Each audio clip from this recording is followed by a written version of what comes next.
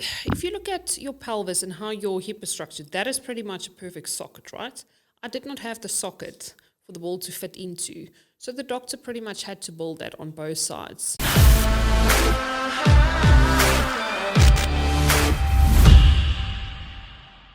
What's happening, guys? Welcome to another episode of Jester Radio.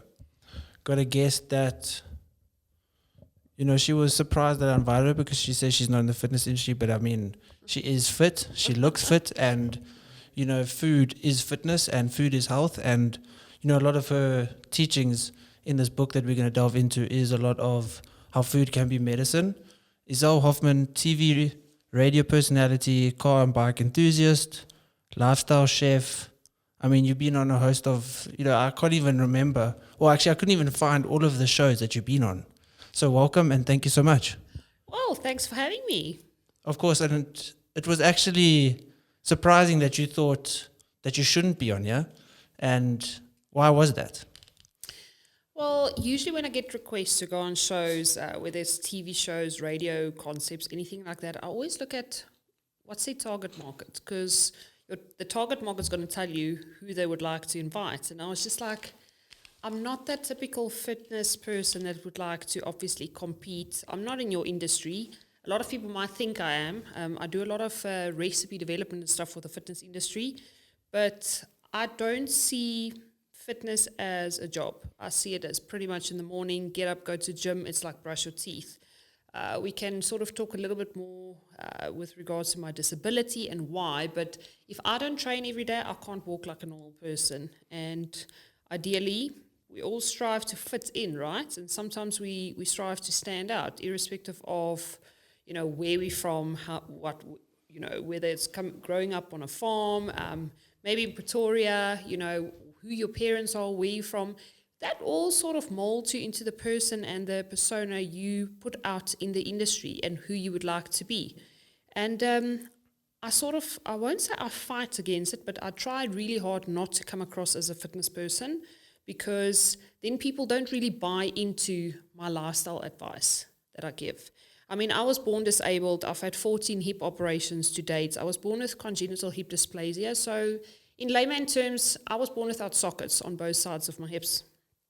And there's no medication, supplement, anything that I have not tried when it comes to, arthritis, osteoporosis, joint support, bone health, anything like that. And eventually you realize that your body becomes so acidic from drinking all these things that one day I just said, I've had enough.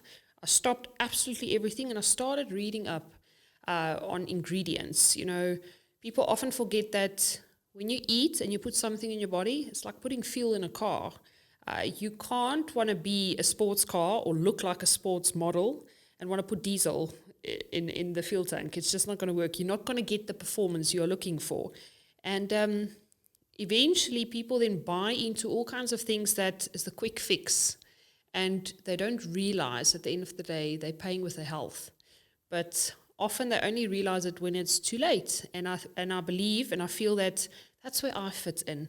I'm 35 years old. I've had more hip operations than majority of older people that I know that sit with joint and hip problems. And often people think it's only, your grandmother, your grandfather, people in the late 60s that sit with joint problems. But I mean, I've been sitting with joint problems since I was born. So I feel like I got a lot of life advice and knowledge that I can help people with before they make that mistake or reach that point where they might feel it's too late. Well, you say that you were born disabled and you've had 14, surgeries and hip surgeries. How, in terms of disabilities, what was the disability? Was it that you didn't have function of your legs? Was it obviously to do with your hips? So if you look at your pelvis and how your hip is structured, that is pretty much a perfect socket, right? I did not have the socket for the ball to fit into. So the doctor pretty much had to build that on both sides. Went for my first operation at the age of 18 months. Was in and out of hospital till the age of roughly about 4. And then, I would say I was a little bit of a late bloomer when it comes to moving around like a normal kid. Things went okay up until the age of 12. Did a bit of ballet, was always quite a swimmer. At the time, my parents felt like that was sort of the best sport for me. Absolutely loved it. Did a bit of ballet on the side, but I was never 100% normal, if you can put it like that. Back in the day was standard 3, now it's grade 5. Things started just going a bit pear-shaped for me again, and from there it was pretty much just downhill. I mean, I spent majority of my high school career on crutches. A lot of people think when I walk into gym, sure, she trains, arms too much, the legs need to catch up a little bit, but for years, my arms used to be my legs in a way. And that's where the glass half concept always comes in. I did go through a phase where I used to feel sorry for myself. I mean, we're all human. We all go through that phase and ask, why me? Sometimes you might sit with a situation and you ask yourself that question, then the self-pity sort of takes over. But I believe the glass is always half, but you need to choose whether it's half full or half empty. And I went through that phase where I really did see the glass half empty. And then one day I decided, you know what? It's not like I fell off a bike because I didn't listen to my mother or my dad or someone's advice, and now I'm paying the price for it. I was born this way. So maybe I should try and see the positive in all of that. So even though I was quite crippled, walking on crutches, I actually started doing charity work. I started reaching out to people that was less fortunate than me or less able than me. And I promise you, growing up in a small town called Bella Bella today, it's Warm Baths in Limpopo, there's 2 homes in the town. There's one for, people or children that was taken away from their parents either because of alcohol abuse or not a stable home. And then there's a home for severe disabled children, children who got abandoned by their parents for whatever reason. And, I would waddle in there, feeling all sorry for myself. And then I would help feed a child that can pretty much only blink her eyes to say yes and thank you and show she's happy or not. And all of a sudden you realize how blessed you are. So, there's often people that get discouraged with things in life. And I think COVID really put a depression phase on a lot of things. But people, there's always something to be thankful for. You just need to always go and find that.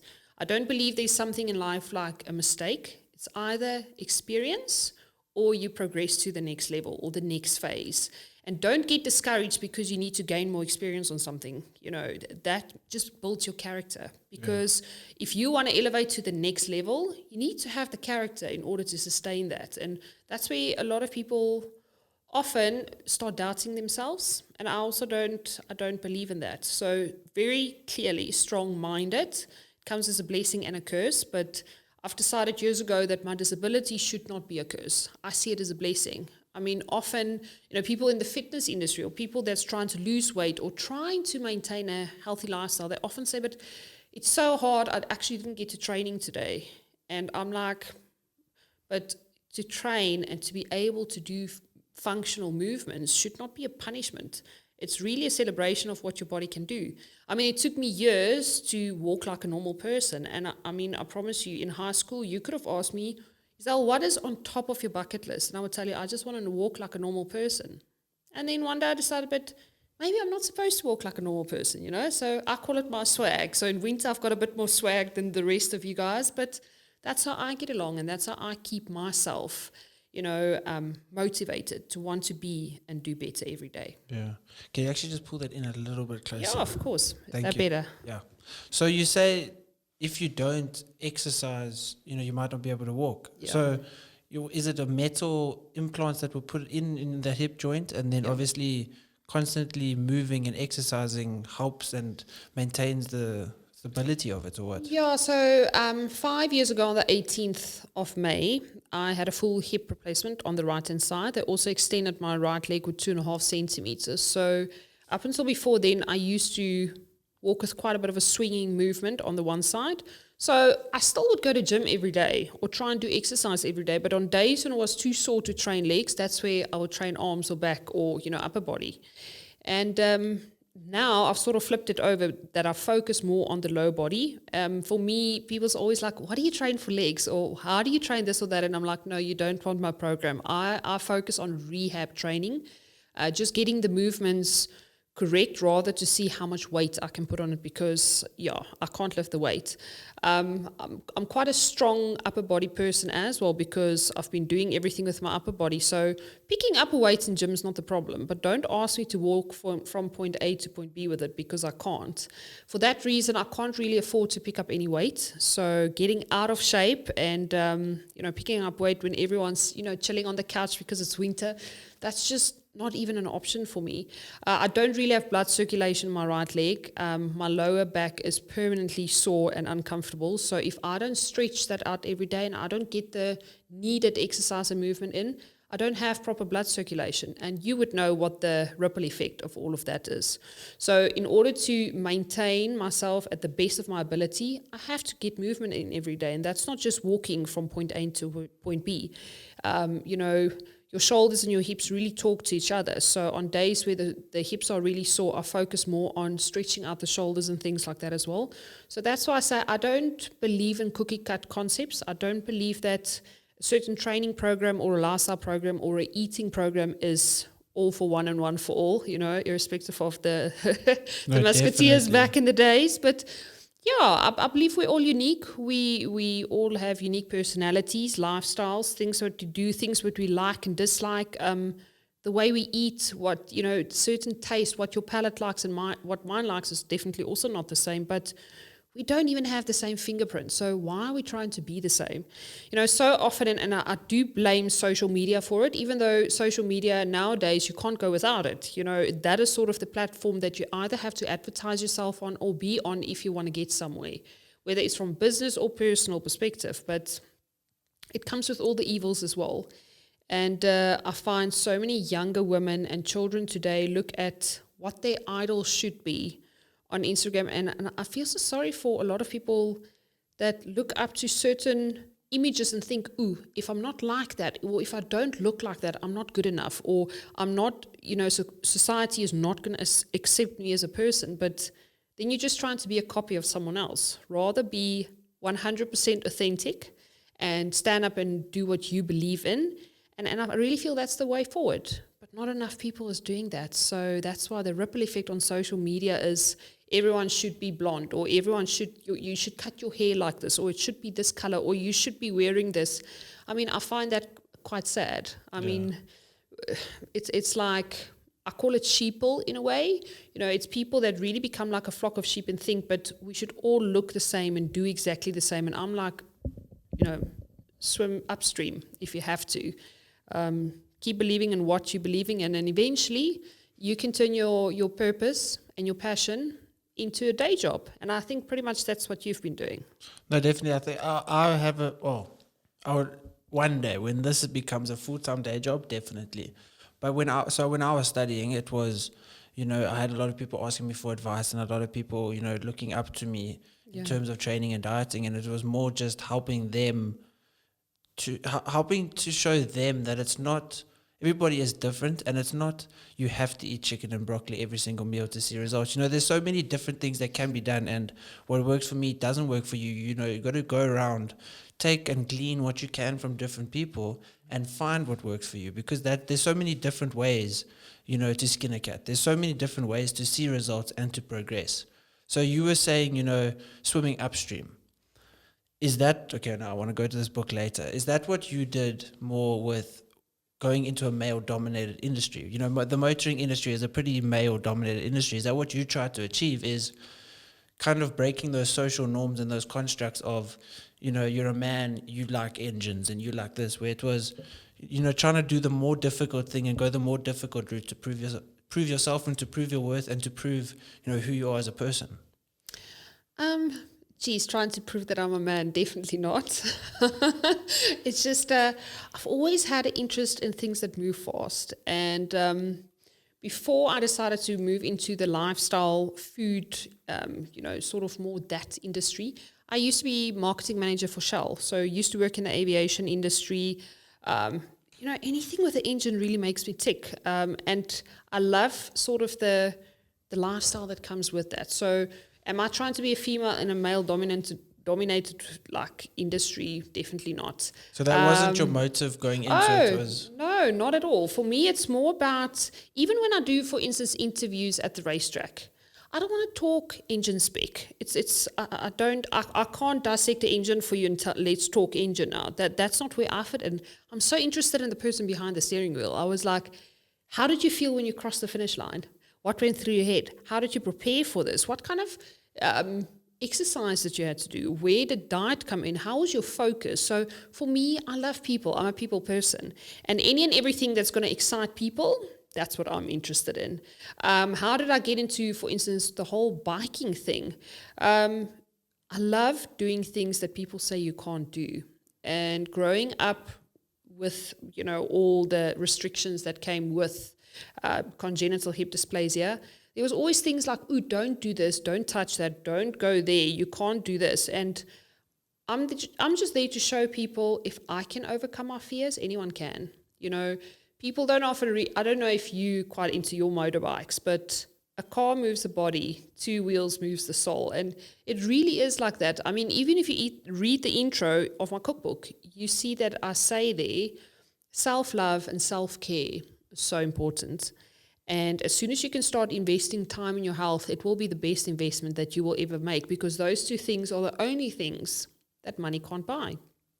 So when you spend time on, for instance, a motorbike or something like that, it's me time. You can't be on your phone. You're not going to get to your destination if you're on your phone and on the bike at the same time. It's just you in the open road and what's ever going through your head at that moment in time. And people don't spend time with themselves anymore. I mean, I'm very comfortable with spending time with myself, and it's because I'm content with who I am as a person. Don't think I'm perfect. I've got a lot of flaws, and I work on them every single day. But it's so important to self-reflect and spend that time with yourself and accept yourself for who you are, and accept yourself for being in the space that you're at on your journey. Maybe there's certain things, you want to achieve in life, but you're not there just yet. But why get discouraged? Why don't you just enjoy the journey? Because that's where the experience and the building of character comes in. And if people can't grasp that concept, they need to spend more time with themselves. With all my lifestyle talks, I often ask people, but what blood group are you? People don't even know what pumps through their veins. And I don't even know what blood group I am, if I'm dead honest. You get what I'm saying, but it's who you are as a person. So if you don't know what blood flows through your veins, how do you know how your body proper functions? Because it's like, do you stop at the petrol station and say, today I feel like putting diesel in my car? Maybe you put petrol in your car every day, or the other way around. So often people also don't know, how do you know whether a car takes diesel or petrol?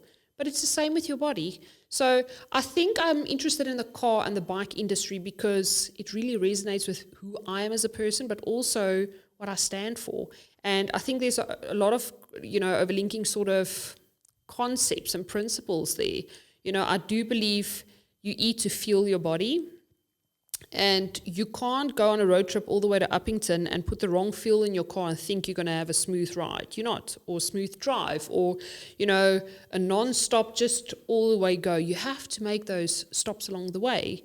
But if people don't realize that that's the same when it comes to everyday health and how your body functions, then how are you supposed to be the best version of yourself? I mean, I do believe in the principle of, to be the healthiest and best version of yourself, it's 70% what you eat. I believe it's 20% exercise and movement, and it's 10% good quality sleep. And I'm excluding people in the fitness industry that is training aesthetically for a specific way. It excludes that. I'm talking about from a 100% health point of view. There's companies actually out there that test your genes. I don't know if you know about those. Yeah. 2 companies tested my genes, and they either find me on the Home Channel or on Kyknet. They approach me and say, listen, you've got quite a unique story. Let's see what your genes are telling us. And I promise you, I'm not blessed with all the best genes in the world. I've got bad genes from my mom and my dad's side, but both test results showed exactly the same. All bad genes is dormant. They switched off. And they asked me, but what do you do? What do you do on a daily basis that's different from the norm? And I'm like, I eat anti-inflammatory based on my blood group. Now we can now ripple into and talk about, specific diet patterns. And again, I'm not even touching on the fitness industry, because there you guys have to get a certain amount of calories in and out in order to get a certain function or a certain look. So I'm not talking about you guys, but there's so many different diet plans, meal plans, concepts, lifestyle plans and programs out there. And so often people approach me and say, but which one do you believe in? And I'm like, the one that works for you. I mean, I'm blood group O, so I know my blood group obviously like the palm of my hand. So I'm going to give you a prime example here. A lot of people will go onto the whole banting thing, obviously high fat and all that kind of stuff, right? You even get the people that would add the butter and all those elements to the coffees, everything else, whether it is a grilled chicken in the oven or whatever. Now, for blood group O people, in a perfect world, without any restrictions from a health perspective like I've got, the dairy you can consume that your body can digest properly is butter, it is mozzarella, it's feta, and goat's milk cheese.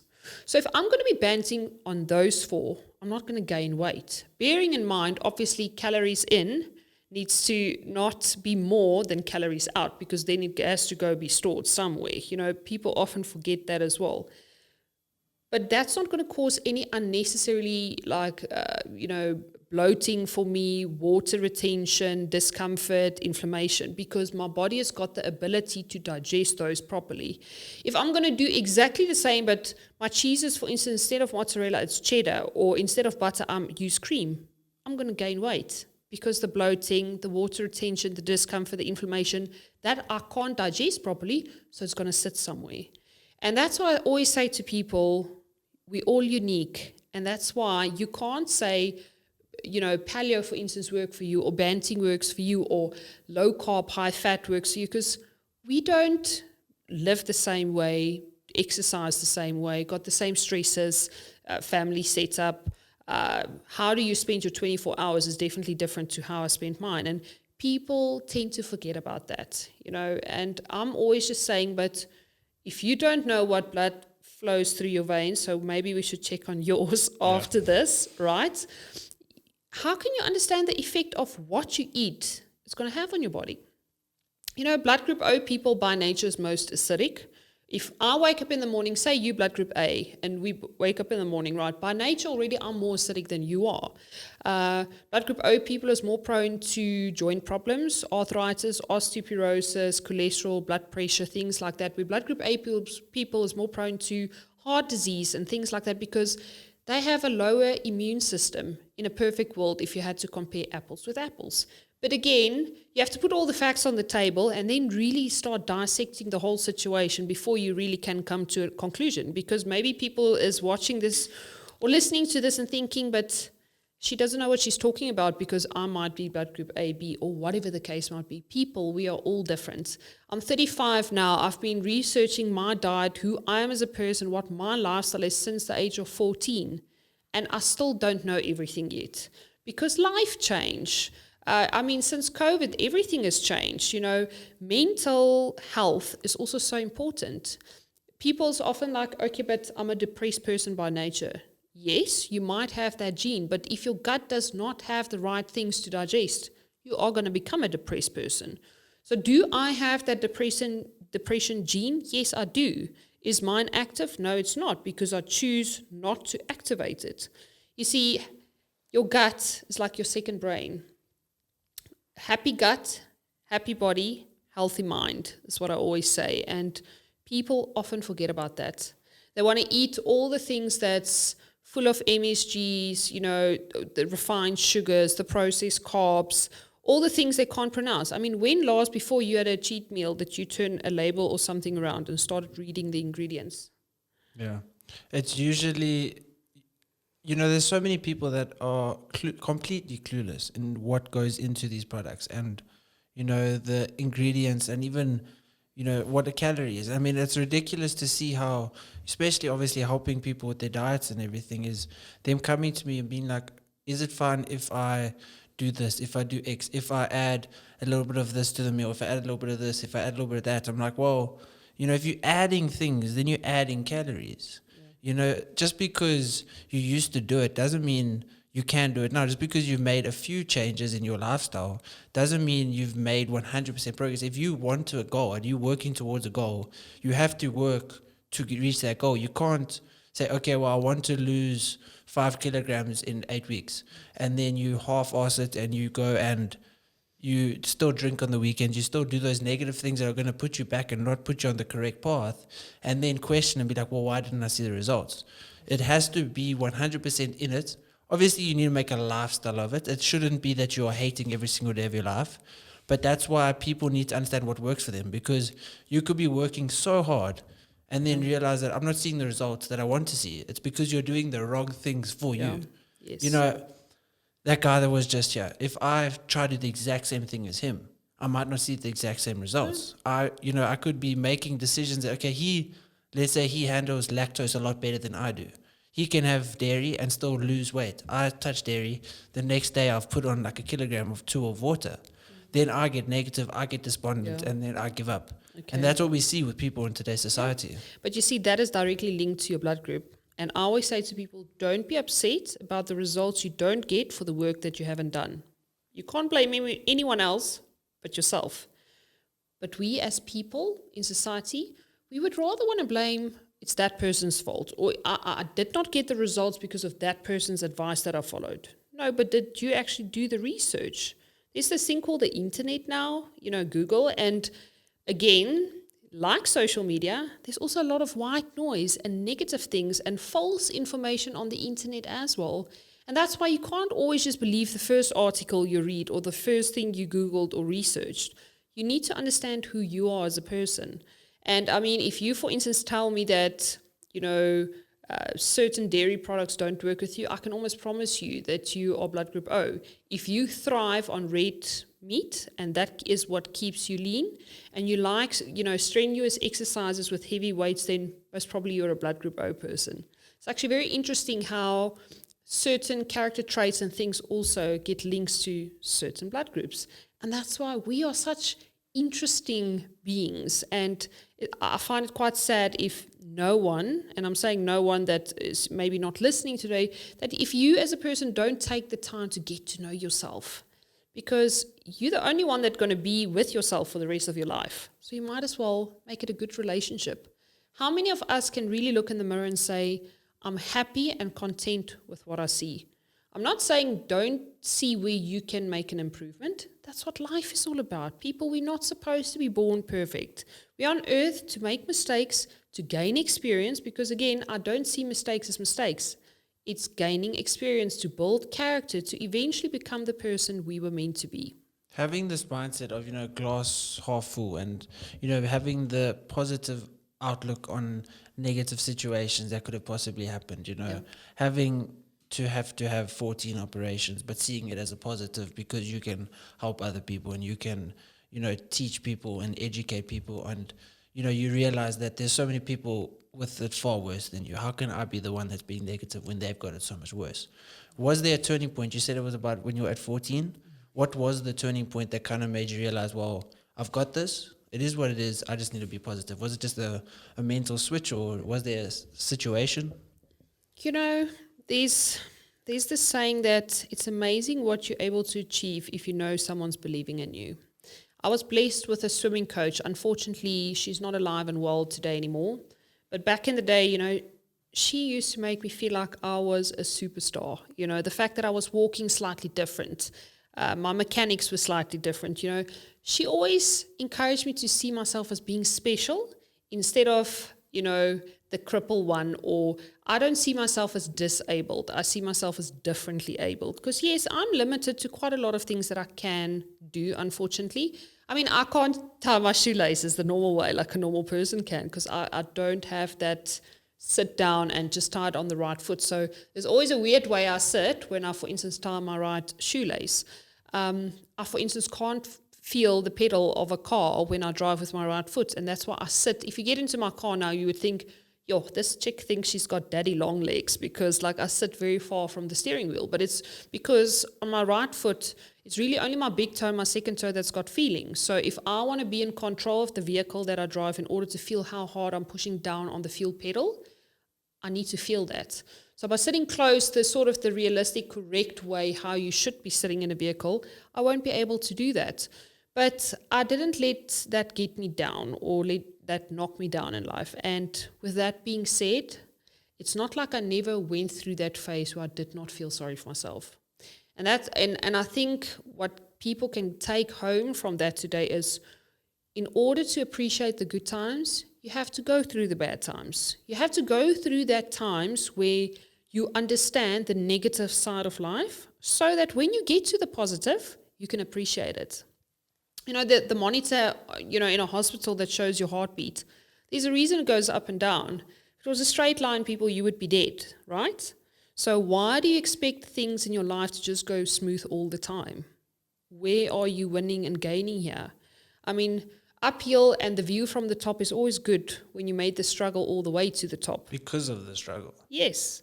And, you know, just getting back to, you know, what was the turning point for me is I used to be quite a good swimmer despite of my disabilities in primary school. Went to Affies, that's Macy's word in Pretoria, as my high school, and I absolutely loved it. My older sister went there, my younger sister matriculated there, and you know, at that moment in time, I felt like that was the perfect school to go to and the perfect place to be. And one day I woke up, got dressed on my way because I was in res, of course, and I just could not walk anymore. And long story short, I had to go out of the school said to me, listen, we can't take the responsibility of your health. I had to go for an operation, and I ended up getting a Cambridge matric, which means a lot of homeschooling, writing exams in hospitals and things like that. And one day I was really just so upset, and I was like, you know, actually, I can't take this anymore. I don't know how to deal with my situation anymore. And I was on a low, like, you know, serious low in my life. And I was just sitting, my mom's a landscaper. We have a beautiful, phenomenal garden at home and on the farm, sitting outside. And I was just thinking to myself, but, you know, what if I'm okay with who I am? Because is there anything that I can do at the age of 14 that I can change about my situation? No, there isn't. Is there anything that, you know, I can blame anyone else for? No, there isn't really either, because you can't blame a doctor for not being, you know, not being the best doctor that he can be, because he did a phenomenal job and did the best he could with my situation at hand. But it was just like, but I'm tired of fighting myself. I'm tired of seeing everything negative. What if I just start seeing it positive?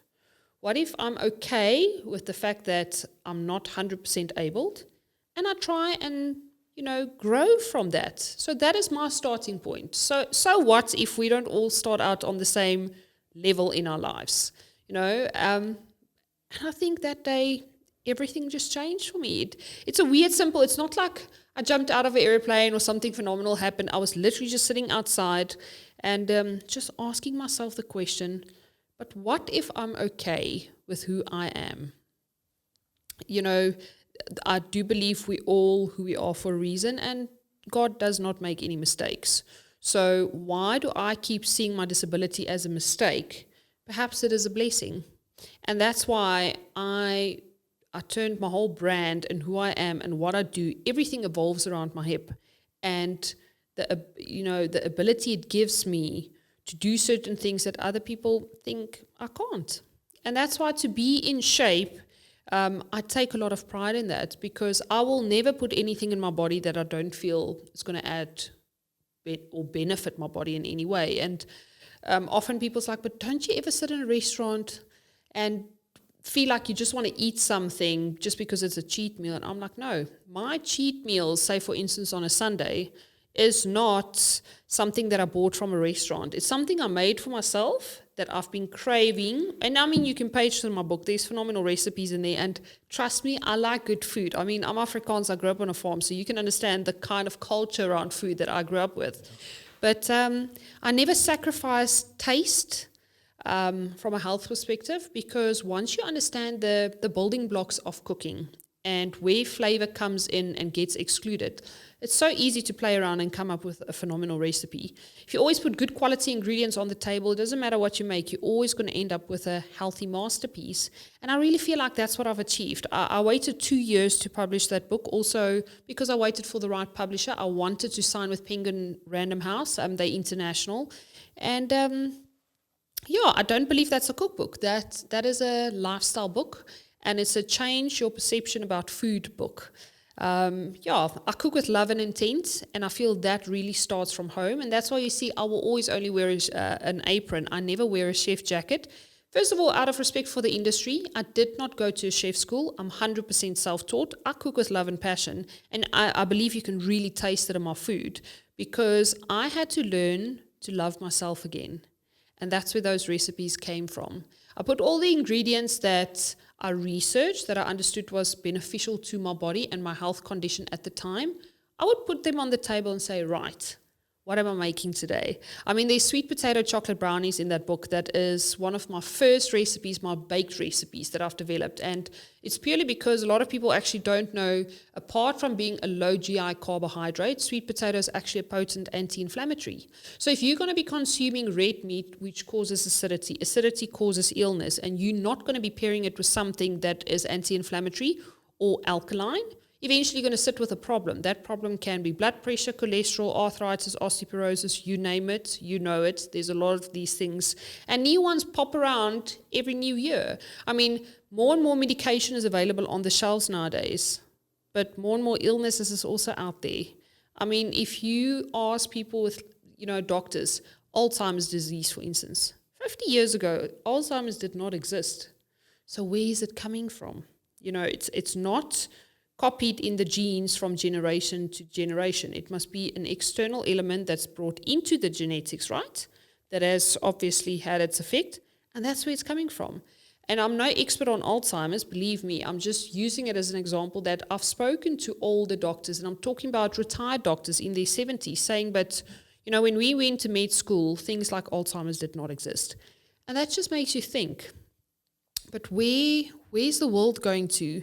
I mean, these big corporate pharmaceutical companies, and also, again, I'm not stepping on anyone's toes. This is 100 my own personal opinion, but I so often feel that the large corporates don't care about individuals' health. They don't.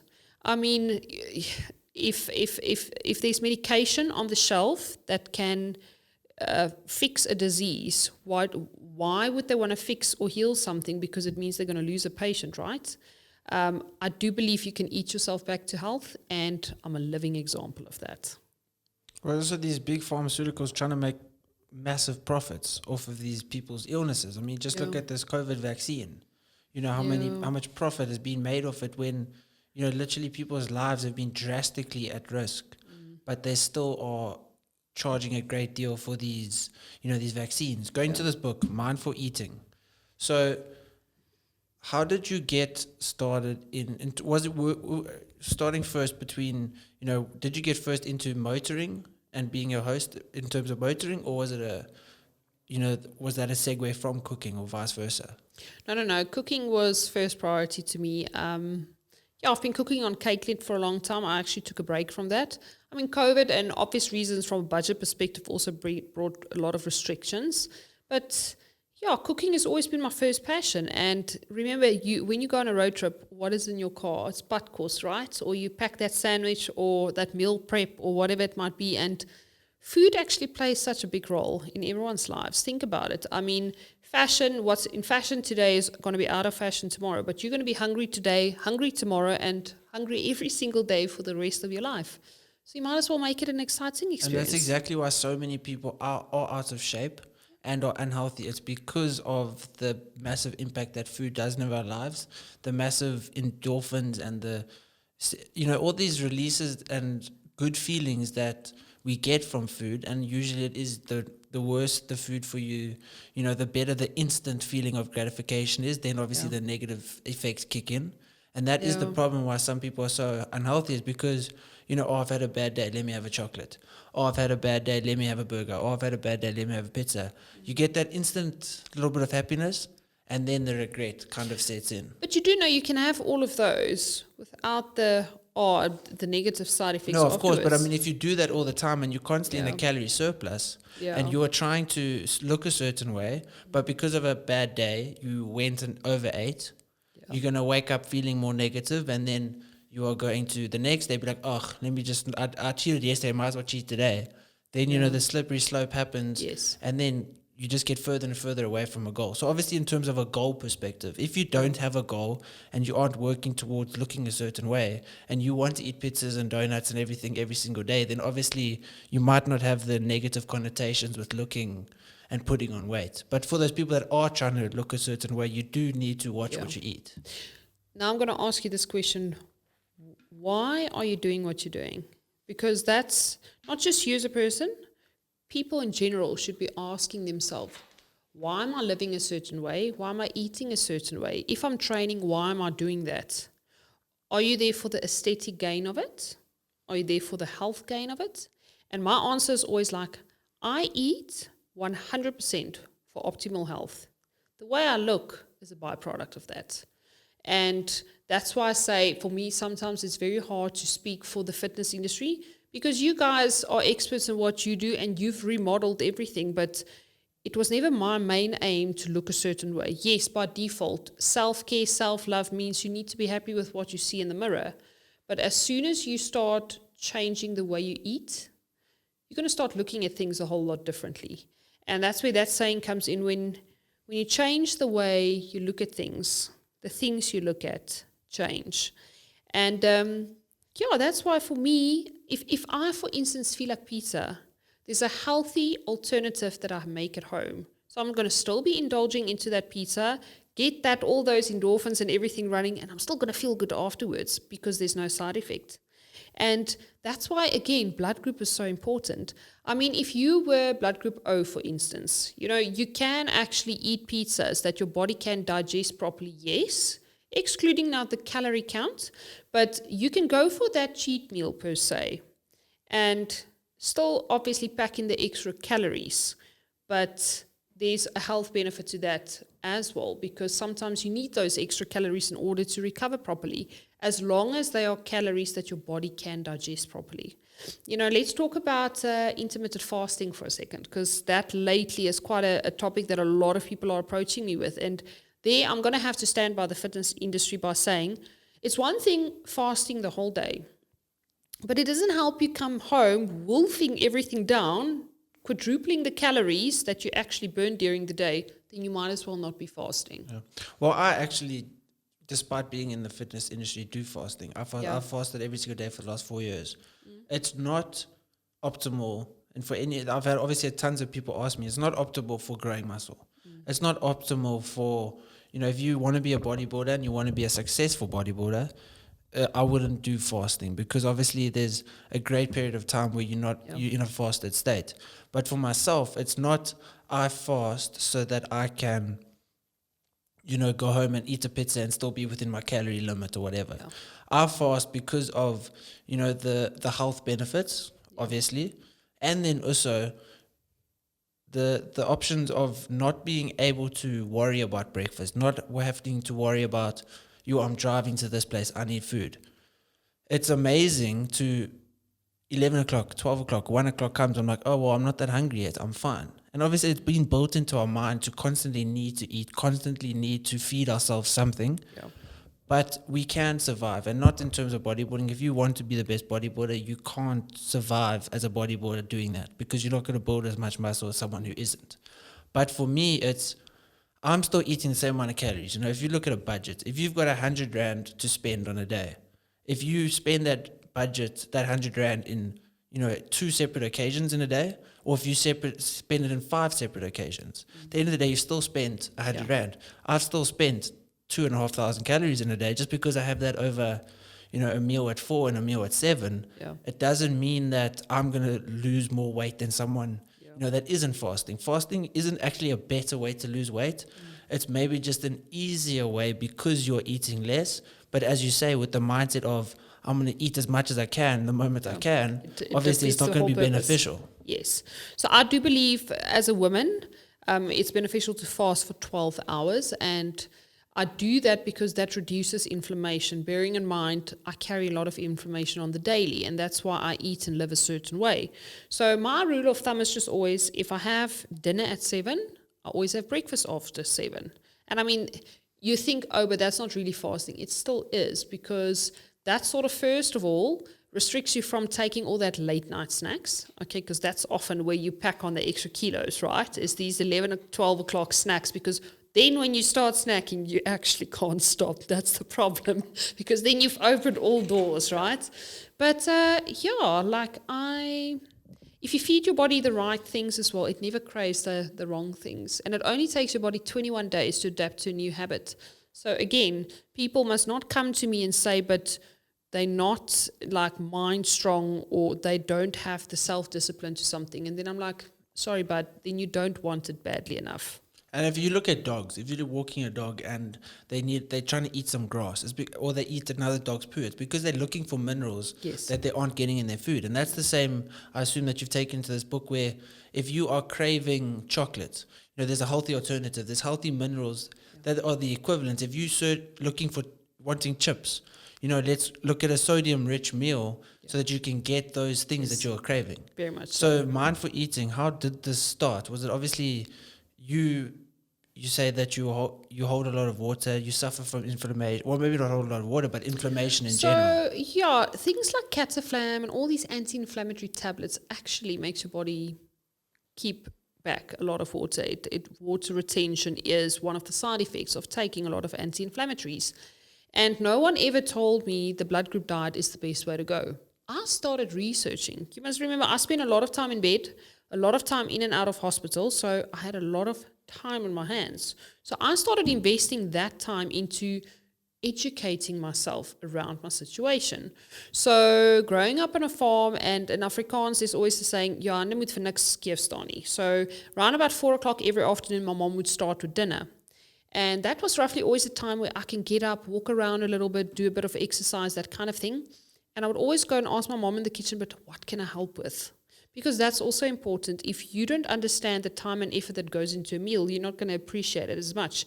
And that's why I feel that there's a difference for me between doing your own meal prep and letting someone else do your meal prep, because that emotional connotation is just not there if it's not done by yourself. Because if you do it by yourself, you're actually looking forward to that meal, because you put that little bit of extra parsley on, that extra cayenne pepper or paprika or turmeric or whatever it is that you like or crave. It's in there. I'm going to say that because you've put it in there. I'm different, to be honest. So I've currently got a lady who's helping me with all my meals, and it's more just because it isn't super exciting, because obviously, but you obviously would be more your general person trying to be healthy and make a healthy meal. Yes. Whereas for me, it's obviously 99% of the population does not want to eat mince and sweet potato on itself, plain, cooked with no sauces, that kind of stuff, obviously. Yeah.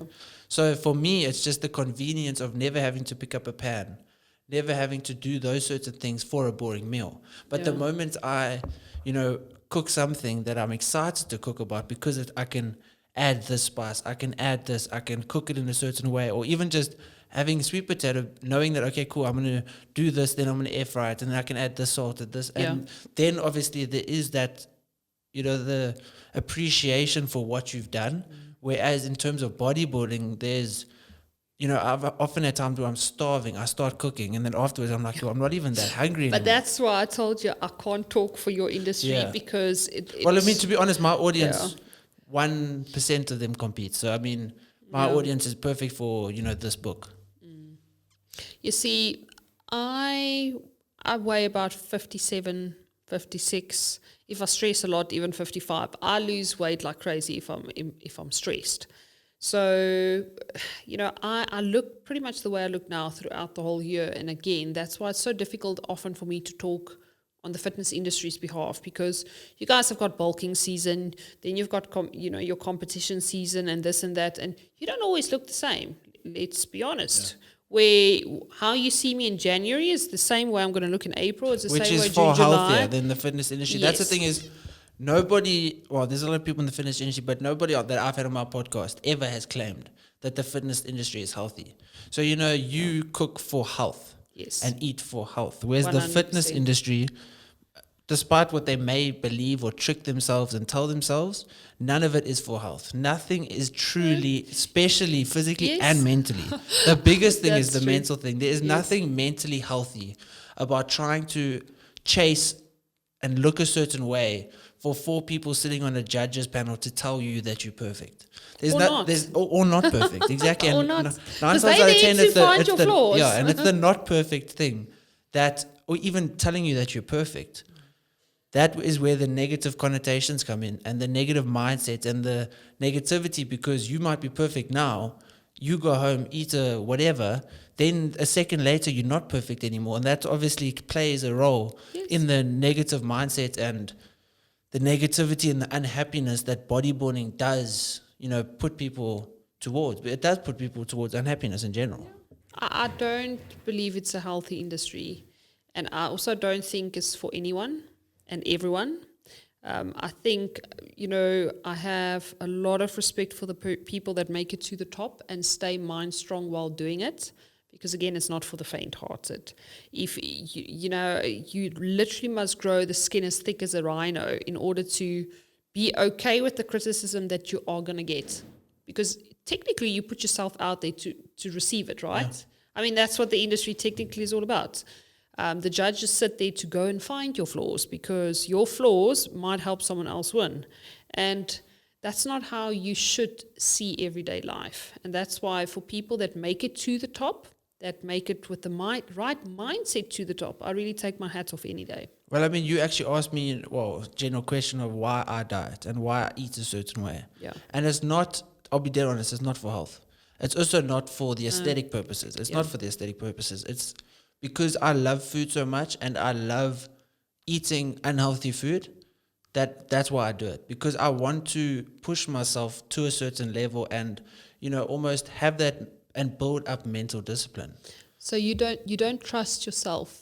No, I do trust myself because with regards to self-discipline, you're so I can't trust myself with this extra pizza in the fridge. No, so that's the thing is I've built up the self-discipline. Yes, but it took you a while. Yeah, no, of course. And I started competing in matric, so there was never a stage where I didn't really diet. So obviously up until, 18, but it was because it would be easier to not diet. It would be easier to not go to gym. It would be easier to do certain things that are easy.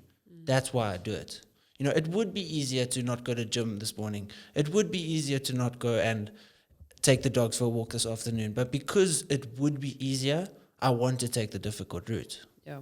Well, that's where the swimming upstream comes in, right? And so this book, where can we find this book, Mindful Eating? Well, there's about 12 online platforms that do sell it. So if you Google Izelle Hoffman Mindful Eating, there's quite a lot of them, from Take-A-Lot straight through to One Day Only.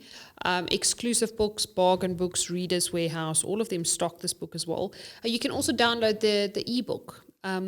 I like. Are you reading the ebook or is it someone else? Is there an audiobook? No, it's like an ebook. It's like a downloadable so one. So there's no audiobook of you reading the book? Technically, ek weet nie. I don't know if someone would want to listen to me yakking off what you need to have in your fridge or not. Is there an Afrikaans version? Yes. I actually wrote Karlien van Jaarsveld's cookbook called Karlien Kan Nie Kook Nie, and that was in the same time sort of frame as when I wrote mine. So for obvious reasons, I was not allowed to publish my book in Afrikaans.